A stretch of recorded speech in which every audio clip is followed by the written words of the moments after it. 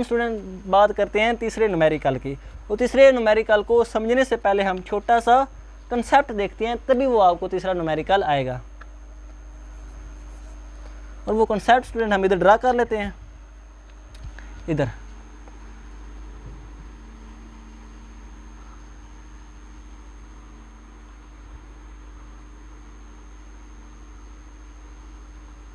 Student ये हमारे पास north direction होगी।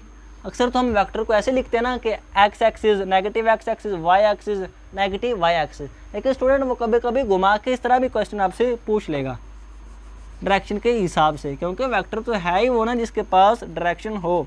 तो ये नॉर्थ है, ये आपने हमेशा याद रखना है कि जब भी आप इसको ड्रा करें, ऊपर जो होगी वो नॉर्थ होगी, नीचे क्या होगा, साउथ होगा। और अब जो हमारे पास ऐसे होगा तो आपने ऐसे लिख लेना है, वही क्या वही।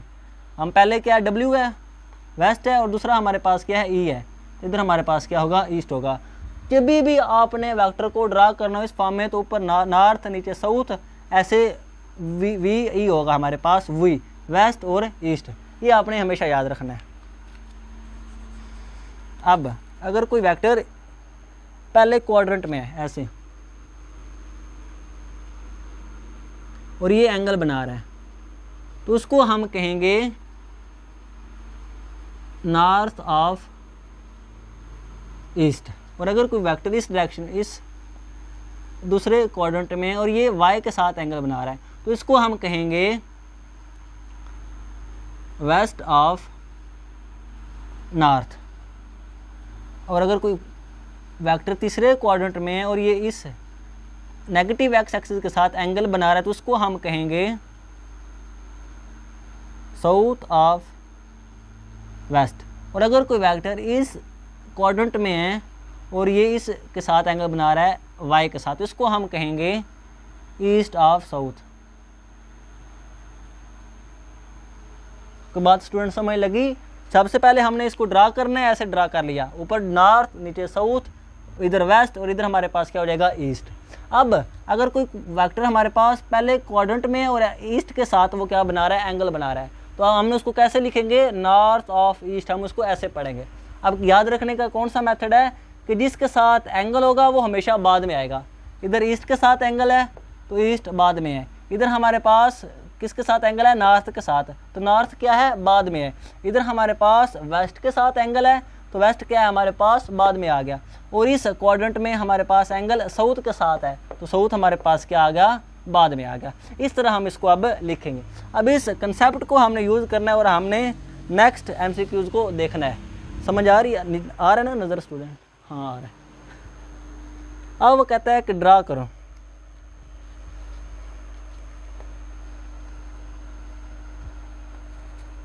क्या करो student,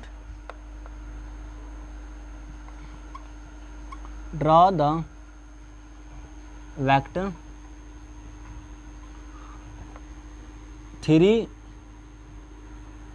metre per second east of south. ये स्टूडेंट इतनी सी स्टेटमेंट आपको गिवन है। वो कहता है कि वेक्टर को ड्रा करें जिसकी मैग्नीट्यूड क्या है, 3 मीटर पर सेकंड है। तो क्या मतलब ये क्या है, ये स्टूडेंट हमारे पास वेलोसिटी का वेक्टर है। तो कहता है इसको ड्रा करें किस में, ईस्ट ऑफ साउथ में। अब जब उसने ये वाला गिवन दिया है ऐसे ऐसे ईस्ट ऑफ साउथ, तब हमने ढूंढना है इस चारों में से ईस्ट ऑफ साउथ कौन सा है। तो हमें ये वाला स्टूडेंट नज़र आ रहा है कि ईस्ट ऑफ साउथ ये वाला है, तो इस क्वाड्रेंट में हमने इस वेक्टर को ड्रा कर देना है। तो हमारे पास क्या बनेगा,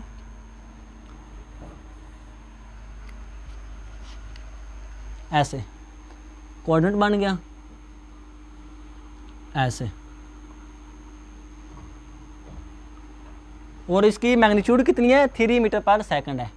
तो ये हमने इस हिसाब से ड्रा कर लेना है कि मैग्नीट्यूड 3 मीटर पर सेकंड बने। अगर वो कहता है कि एक जो इंच है वो 1 मीटर के इक्वल है, सपोज करो स्केल पे वो कहता है कि 1 इंच 1 मीटर के इक्वल है, तो 3 मीटर किसके इक्वल हो जाएगा, 3 इंच के। तो आपने 3 इंच की मैग्नीट्यूड का एरो ड्रा कर लेना है।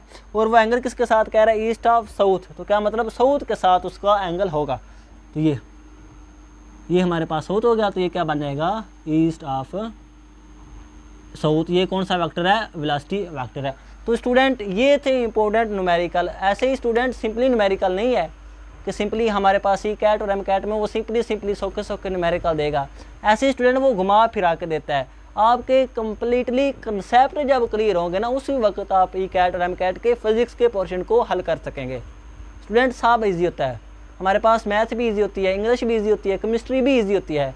जो स्टूडेंट जो हमारे पास जिनको मसला बनता है वो फिजिक्स के पोर्शन में बनता है, क्योंकि उधर स्टेटमेंट नहीं होनी सिंपली कि बताओ ये क्या है ये क्या है। उधर न्यूमेरिकल होंगे और इतनी लंबी स्टेटमेंट के न्यूमेरिकल होंगे कि ऊपर वाली स्टेटमेंट पढ़ते पढ़ते नीचे वाली भूल जाती है और नीचे वाली पढ़ते पढ़ते ऊपर वाली भूल जाती है। तो इसलिए आप अच्छे अपने कंसेप्ट क्लियर करें हर टॉपिक के और फिर उस न्यूमेरिकल को देखें, तो इंशाल्लाह आपका ई कैट और एम कैट ऐसे क्लियर हो जाएगा। तो आज के लिए इतना ही, इंशाल्लाह मिलेंगे अगली वीडियो में। ओके, अल्लाह हाफ़िज़।